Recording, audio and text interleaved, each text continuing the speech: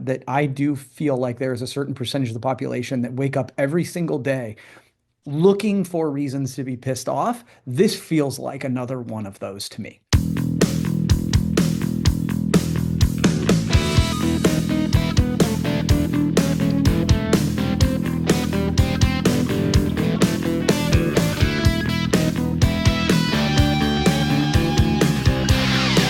That's right.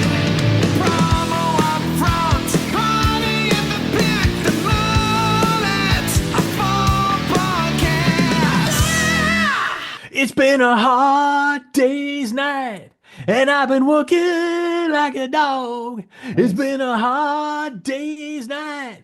I should be sleeping like a log. And that's absolutely how we're going to start off Nice. episode number 230 of the Promo Upfront podcast. I am one of your hosts, Bill Petrie. With me, as always, let's call him the Emperor of Email Etiquette, the one and only Kirby Hasseman. Kirby, happy Thanksgiving week. Happy Thank you. Black Friday as this drops. How are you doing? I'm great, man. I'm grateful that you've opened the podcast with the Beatles. I love that. And so, yeah, we've talked about this before. I Thanksgiving is one of my favorite holidays. I think it's one of those where, as a culture, we do a little bit better job of being grateful for the good things in our life, and I like that. And it kind of reframes. And so it's one of those where we get to spend time with those that we love, but there's not the gift giving and all that stuff. So I dig it, man. I'm doing well. How about you? Yeah. Doing great. Like the song indicated, very busy, trying to cram a couple days of work. I'm sorry, a week's worth of work into 2 days this week. Yeah. We are celebrating our Thanksgiving a day early this year, doing it on Wednesday. And unfortunately, only one of our kids could make it home. So it's kind Yeah. of a new thing for us. But Yeah. they are going on a brother trip this weekend, going to Nice. each other's rivalry games. They're going to go to the Mississippi State Ole Miss game on Friday, which is commonly known as the Egg Bowl. And then they're Nice. going to turn around on Saturday and go see Auburn play Alabama in the Iron Bowl. So, real excited for them to That's cool. enjoy just some dedicated brother time. But Drew's missed for sure, and we'll celebrate with Mitch tomorrow with turkey. It's just a lot of changes in life right now. And Kirby, what's interesting?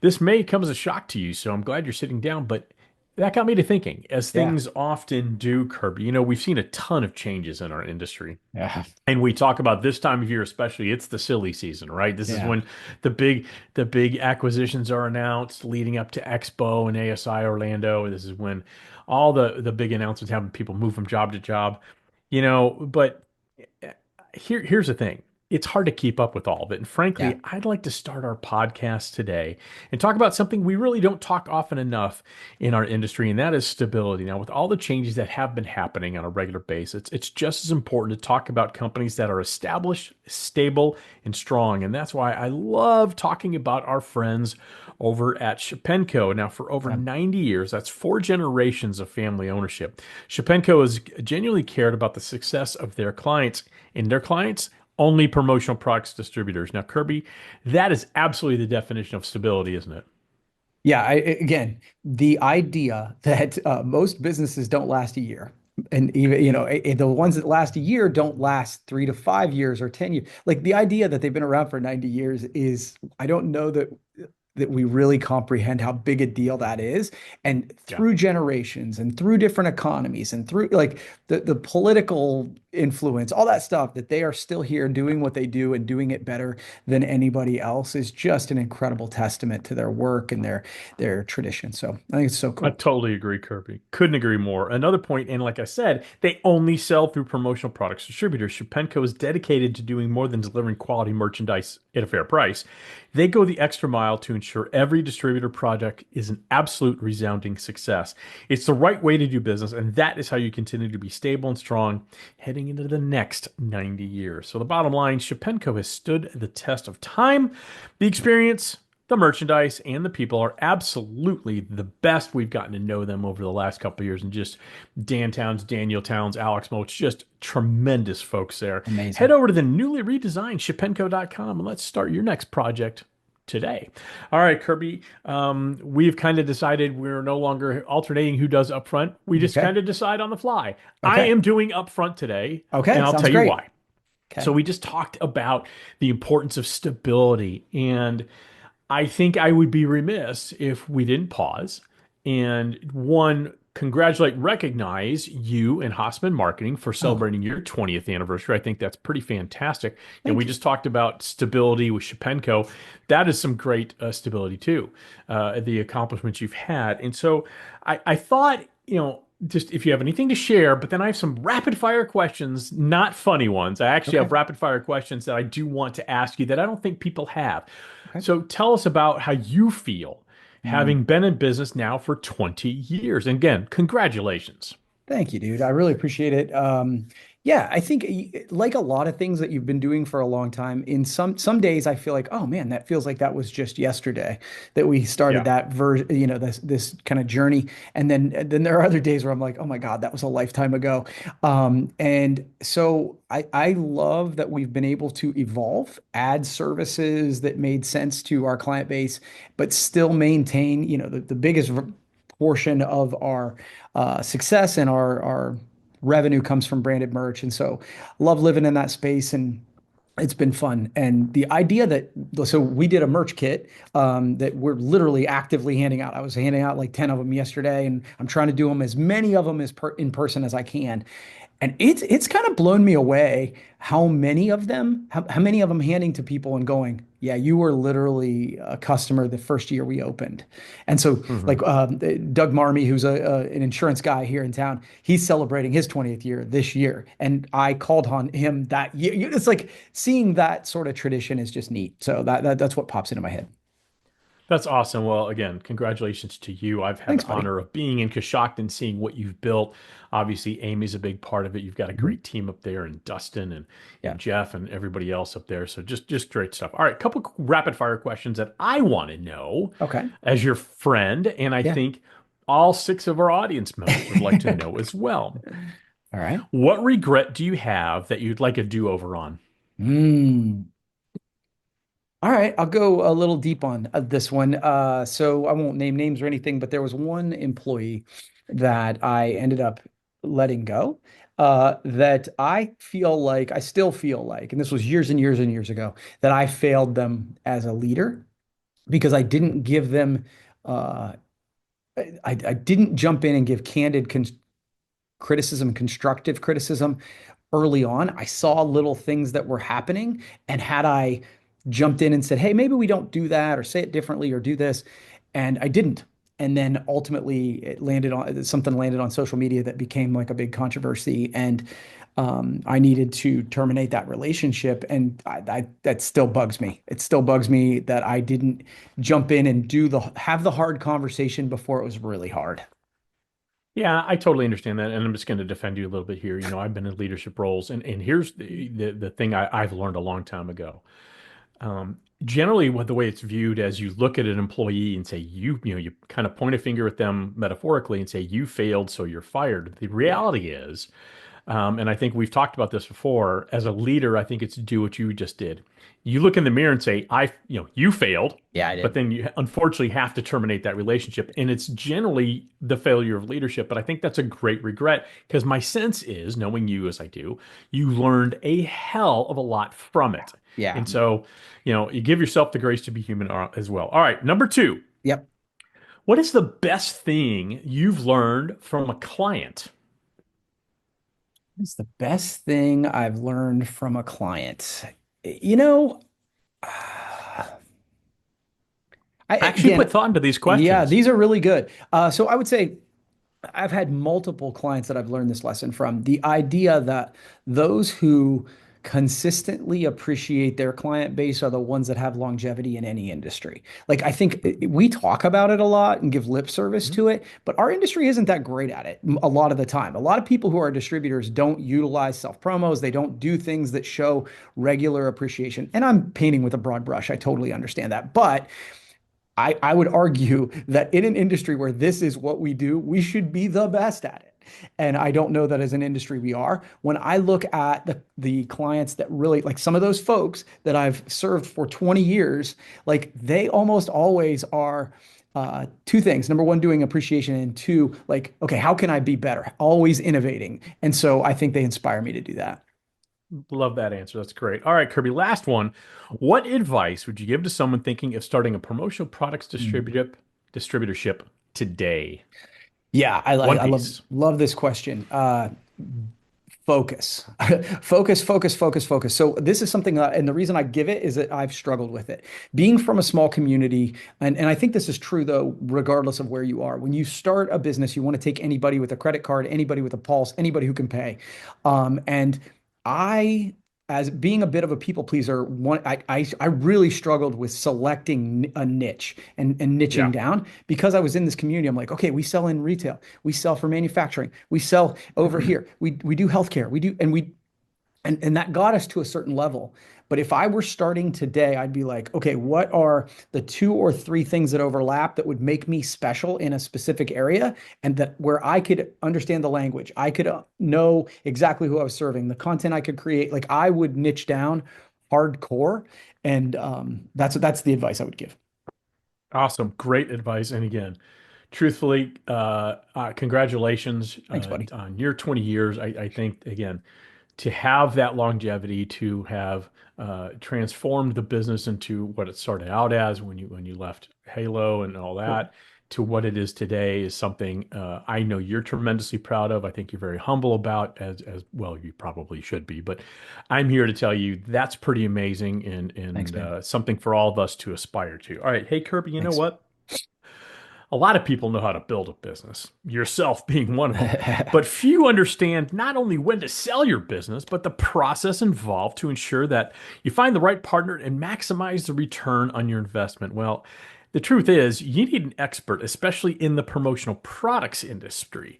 And that's where they can help you really understand what's going on. That's where our good friends over at Certified Marketing Consultants come in. Jamie Watson and her team have decades of experience in facilitating private company sales in the branded merchandise space. To help you evaluate if it's time to sell your business, why don't you go and reach out to them? Info at certifiedmarketing.com for a confidential discussion today. Hey, possibly in Las Vegas. They're going to be at PPAI Expo. Why not have a little chat, private chat, see if it's the right time to sell your business and ride off into your next chapter. All right, All right. Kirby, do you have a topic for us? Because I have done a lot of talking this Oh no, it's been great. You want to talk Thanksgiving week gratefulness, or do you want to me to bring up a different topic? I've got others. different topic. Okay. Okay. So this might be a quick one. I'm just curious. Tropicana customers. Did I talk about this before? I don't think I Nope. have. Okay. Tropicana customers are in revolt over an orange juice bottle redesign again. I'm Tropicana. about to say this has happened before. It has. They recently ditched a distinctive orange juice in a clear plastic circular shape. And over the summer, it rolled out a different one and it downsized the bottle from 52 ounces to 46 ounces. Um, Mhm. the orange juice fans are frustrated by the new look and essentially are saying that they're ripping customers off because of shrinkflation. I am fascinated by the ire that gets brought up every time there's any kind of change right now. I think that as marketers, as professionals, hey, we want to update, we want to grow. And the thing is we know that we should be doing that, whether it's because of times, whether it's because we need to update the look, plus to start the conversation. But I was curious to know if you saw this and if you were as horrified and angered as many people were. I did not see it. I am neither horrified nor angered. Now that I'm, digesting this, and I wrote down the topic so I remember, Yeah, and I'm gonna absolutely file this in the trash can because here's the thing. Shrinkflation has been happening for years, right. and a lot of time it does come along with a package redesign. Yeah. Okay. That's the way American commerce, in fact, I'm sure it's a global thing, has happened for years. It's how companies don't raise prices on you when their prices are going up. So companies have a choice. If if let's talk about orange juice. If the cost of the oranges are going up, the good people at Tropicana have a choice. They raise their prices to their wholesalers, who will then pass it along to you, Mhm. or they redesign the bottle, possibly, and maybe it's 2 ounces less than it was before, but it's the same price. It happens all the time. Now, Sure. orange juice, I don't know what it is about Tropicana, and it's such a freaking lightning rod for people because Yeah. they did a logo redesign. Yeah. I'd like to think 4 or 5 years ago, and people absolutely lost their bananas, pun Yeah. intended. They lost their oranges too. Yeah. They got upset about it because they didn't like the way it looked. Look, I understand ire when it's a product that has a certain taste and you've changed the formula. New Coke comes to mind. Right. I get that. Or if all of a sudden they're using a different sweetener in a product or a different fat in a product, so it has a different texture, different taste. Okay, that's a time to get a little up in arms. I get it. That's A product. package That's product, redesign, not yeah, packaging. Yeah. yeah, a package. Who cares? Who cares? Yeah, I'm with you. I have, we've talked about this for years, that I do feel like there is a certain percentage of the population that wake up every single day looking for reasons to be pissed off. This feels like another one of those to me. I don't know if I go that far. I think people enjoy a certain amount of irritation for whatever Yeah. reason. So I don't think they look for it, but they're very open to it finding them. Yeah, I think we just said the same thing, but okay. Maybe we did, maybe we didn't. All right, Kirby. Hey, I called you the Emperor of Email Etiquette for a Okay. reason at the top of the podcast. So I got an email recently that said at the bottom, and it's something I don't think I've seen in 6 years. Please consider the environment before printing this email. And okay, that feels really outdated to me. It seems like I don't know. I don't know many people who print emails. Mm, I print certain pieces of paper. I certainly print my podcast notes because I don't like reading them off a computer. I never have. sure. It feels unnatural to look over here at my podcast notes and then look back over in your direction. Sure. Um, but I think that's an email signature line that needs to go away. I don't think Okay. one person has ever said, you know what, I was going to print that. But that line at the bottom of that email, I'm busy, but I'm not too busy to consider printing this email, considering the environment before printing this email. I think it's dumb. So, Kirby, I'm going to share some Okay. other email habits that I'd like people to stop immediately. I'd love your thoughts on these. Okay. This is a billatorial. Okay. Love it. That sounds good.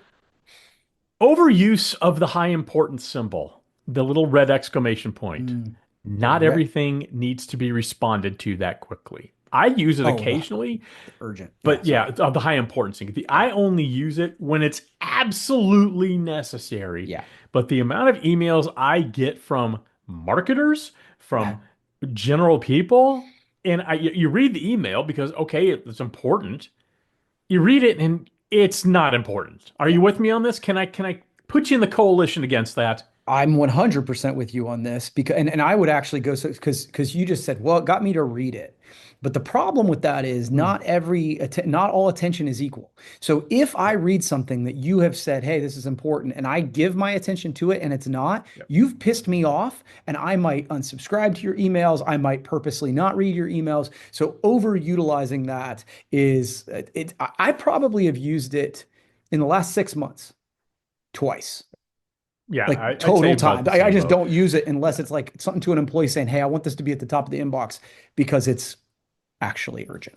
And I said read. I didn't mean read. I mean, it just takes my attention away from what I'm doing more than Right. anything else. So Yep. I agree with you on that. All right, Kirby. Number two, anyone asking me for a read receipt. I Oh, never yes. acknowledge a read receipt. I always hit no. And I think you are 9,465 years old if you think a read receipt is going to make me do anything faster, quicker, more efficiently, pay more attention, whatever. Dumb, dumb, dumb. Don't send me a read receipt. Yeah, I got one this morning and I thought exactly of that thing. I was like, There "Why? we What are go. you doing?" And so I'm Yeah. 100% with you on that. Yeah, don't send me that. If I want to reply to the email, I will. Yeah, exactly. Yep. All right. Sending emails between 9 p.m. and 6 a.m. on a work night and anytime over the weekend unless it's really critical. And I'll tell you why. You can schedule that shit. I understand people think, okay, oh my gosh, I just thought of something and I need to tell my client that, or someone I work for, I need to send an email. Outlook has all these wonderful features, and one of them is a delayed delivery. So there Mm, are times I pre-write emails, but I don't want to bother people, nor do I want a bounce back conversation at 9:45 at night. yeah. Give people some space. It'll, unless it can't keep till the morning, schedule it to send first thing in the morning. And a perfect example is when I came up, I sent you an email a Monday morning, first thing. You probably got it at 9 o'clock your time. I actually wrote that on Sunday, but I Mm. didn't send it because why do I need to take your attention away from something else? So save those emails unless it's really necessary. So I love this. It is something I struggle with. I'll be the first to say it. And it's funny. You just taught me something. I don't know that I knew that I could schedule it. I'll just be honest with you right now. I Absolutely. didn't know that I could do that. Instead, what I have done is talk to my whole team to tell them that they are not required at all to Right. check their email from home or reply to emails. And I've just said, look, this is me sending stuff. It doesn't mean and the key is that they know I mean it, right? So Yeah, they're but I not still think checking it's those hard. emails. I still think it's Yeah, hard. Even if you told me that, knowing you meant it, yeah, I would feel like, oh, okay. yeah, Even if I didn't respond, I'd start thinking about it. yep. I'd start taking the time. So yeah, if you go into options in an email, it'll say delay delivery, and you can schedule it whenever you want. So Okay. just a thought. But I know, and I I know like it. you It's mean good. that, by the No, way. it's good. Actually, you're making me think. So I like that.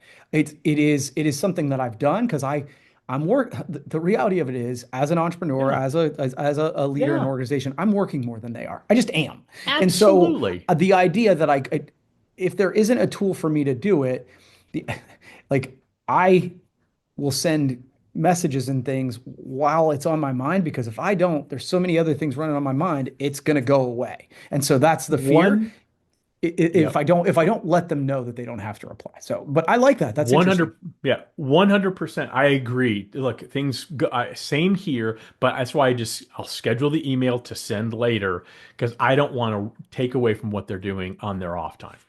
Interesting. All Okay. right, I like that one. Last one, Kirby. Emails that contain any of the following phrases. To be honest with you, let's touch base, as I mentioned before. I don't like any of those. If someone tells me, as I've mentioned before, it's basically saying, hey, dipshit, I already told you this. That's number one. I don't like that. Let's touch base. I don't want to touch you or your base. And let's be honest with you, does that mean all the other emails are full of lies? Yeah. So don't do that. Be Yeah. direct, be succinct, be to the point, but also be human. Yeah.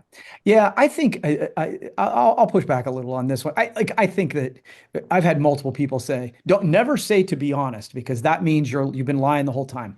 Screw you. No, I I'm kidding haven't. here. I don't agree with that at all. It is a phrase that people use that where, hey, to be candid, to be this, that's a turn of phrase that I probably use, and I think that my personal opinion is you're looking too deep into those ones.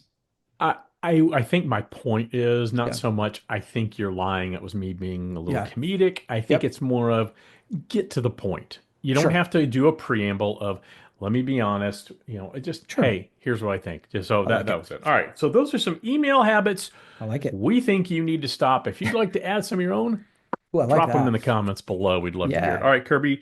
You have our last topic, which I think go ahead if you want to go. Sure. We did Yeah, we're again, we giving don't thanks. yeah, we don't always talk about the things that we might be discussing. But to your credit, you said, hey, what if we talked about a few things in the industry we were thankful for? And so I appreciate that. So I wasn't coming off the cuff. I at least have a couple of things in my Yeah. queue here of things that we're thankful for in the branded merchandise space. So I have sort of a list of things that and I'll let you kind of go first, and maybe we can go back and forth. Okay. How about that? Yeah, so I just emailed Kirby outside of business hours, but I timed that email to be delivered during business hours. Interesting. Just things we're thankful for specifically in the industry. Of course, Kirby and I are very profoundly thankful for our families, our friends, Yep. and all that. That we don't want to be the redundant men of redundancy here. We thought we'd focus specifically on things in the industry. Now, I don't know how Kirby did his list. I purposely kept specific people out of it because I would leave. If I included two or three people, I'd leave 565 more Yep. out. So I am thankful for that. So I'll go a couple here. Um, I'm thankful for PPAI and ASI. They do such a fabulous job of advocating for our industry, reporting to our industry, keeping our industry relevant. I am so thankful for both of those organizations. That's awesome. And by the way, I didn't keep names out of this, but I will. But so I will say that I specifically about lobbying. I actually saw a story this morning about this, and I had Yep. already had that New PPAI, lobbyist. the Yeah. PPAI lobbying for our benefit. I think that's going to become more and more important, and so I do appreciate that. Mine would be, you know, calling out names, I guess, but Common Skew. As Mhm. we have built the platform for built our business over the last 20 years, the last 10 have been, we started in 2014, and it is so weird to me that we ran it without it Yeah. before. And as a platform and a community, I think that that's one of the things that when I think about the industry and what I'm thankful for, Yeah. Common Skew is one of them. I think that's great. I think one of the things I'm thankful for. I am thankful for we are in an industry that above everything else, above product, above everything else, Mm, prioritizes relationships. well, that's good. It is, if you've never worked in another industry, and I have, I don't think people realize how profoundly special that is. Mm, That when you go to a convention, when you go to a sales meeting, it feels somewhat like a family reunion. mm. I've worked in two different industries outside the promotional products industry, and I can tell you it did not feel like that. Yes, there's congeniality and all that stuff, not on the level that we have it here. And I think it's something that's really, really special, and I hope we never lose in the industry. I'm so glad you brought that up.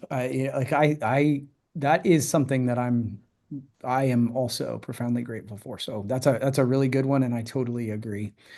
Uh, this time of year, so I'll just bring this up. I'm super thankful for suppliers with quick turnaround and one piece minimums.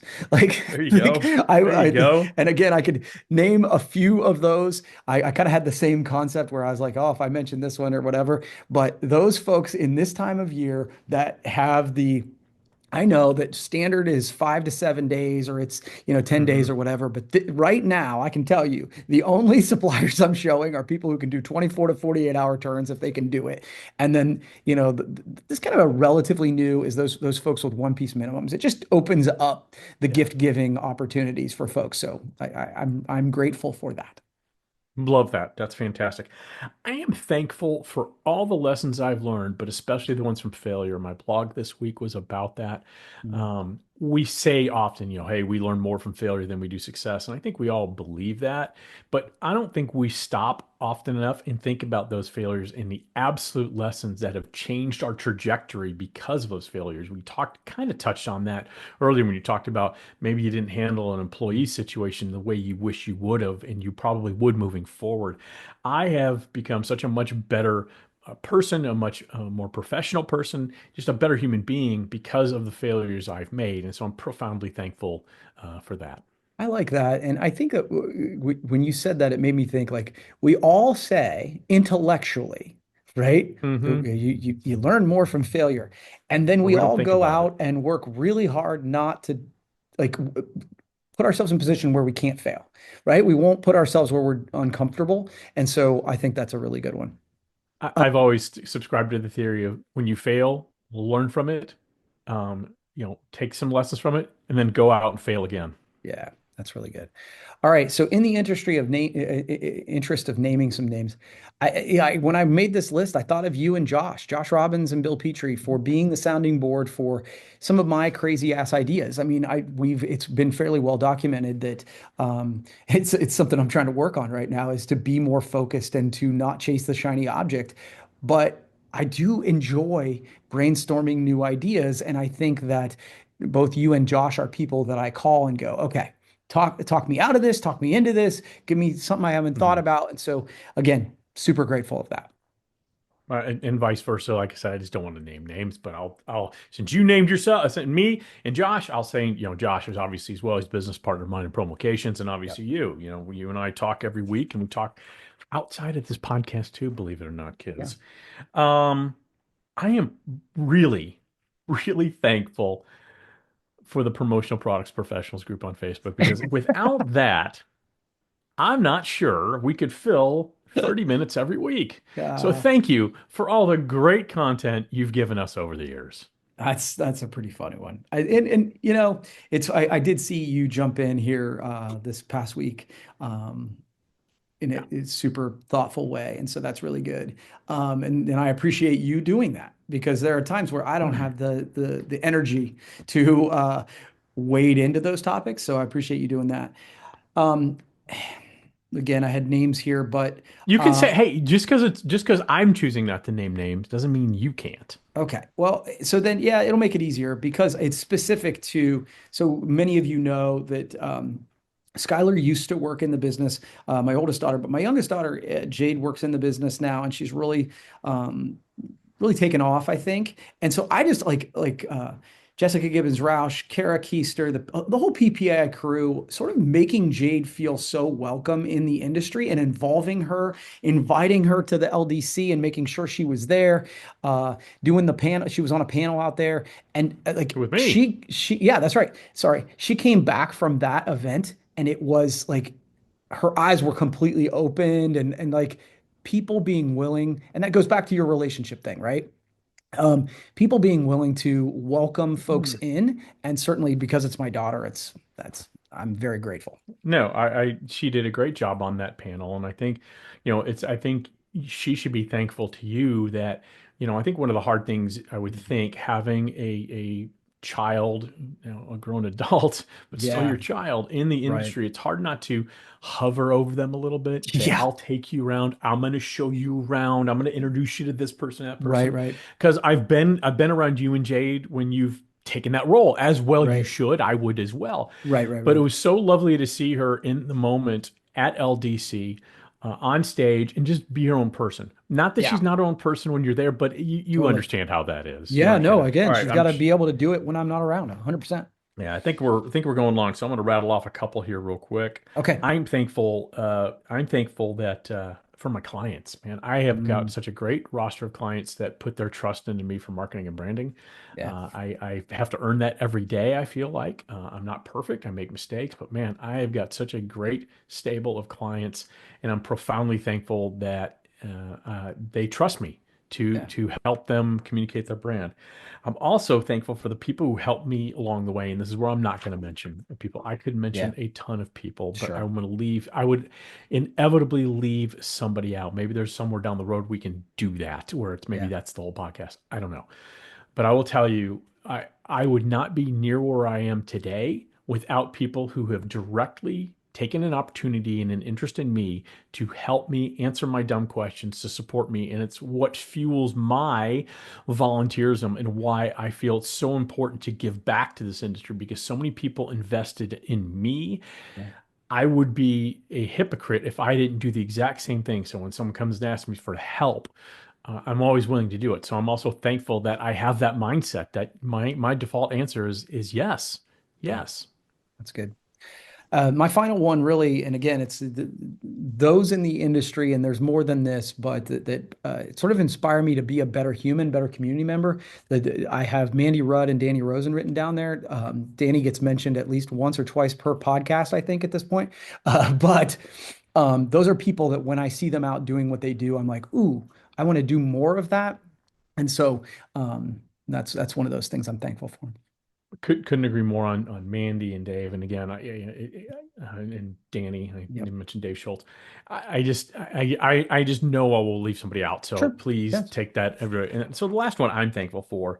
I am so thankful that you and I have been able to do this weekly podcast now for Mm, over 8 years. Every that's week for crazy. over 8 years. Yeah. It's been so much fun. It always still is. So I'm always thankful that every week I get to talk to you, one of my best friends, not only in the industry, but just one of my closest friends.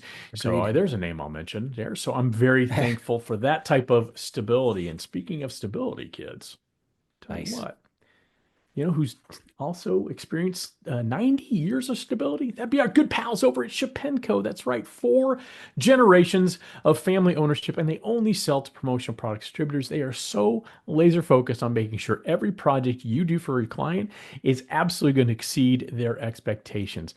Dan Towns, Daniel Towns, Alex Moats, such a great group of people there who are 1000% dedicated to your success, and they're going to do that for the next 90 years as well and beyond. So, hey, you're ready to do something really kind of cool with writing instruments, head over to shapenko.com. You're not going to be sorry you did. Kirby, as I said earlier, I'm profoundly thankful for you, thankful for your friendship. We've known each other for 20 odd years now, 22, Bunch. 23 odd years. So there you That's go. yeah. Happy Thanksgiving, bud.